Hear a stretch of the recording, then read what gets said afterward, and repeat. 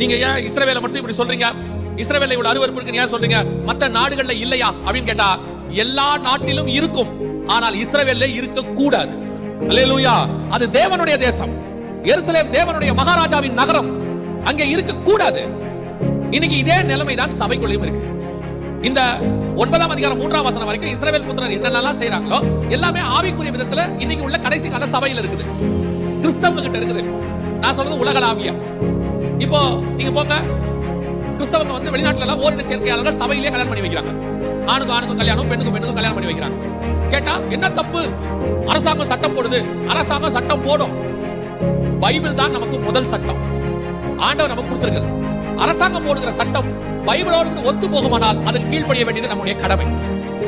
அதே சட்டம் பைபிளுக்கு அகைன்ஸ்டா இருக்குமானால் செய்ய முடியாது. அதிகாரத்துக்கு துரைத்தனத்துக்கு கர்த்தர் கீழ்ப்படிய சொல்லி இருக்கிறார். எல்லாத்துக்கும் கீழ்ப்படிய சொல்லி இருக்கிறார். பெற்றோருக்கு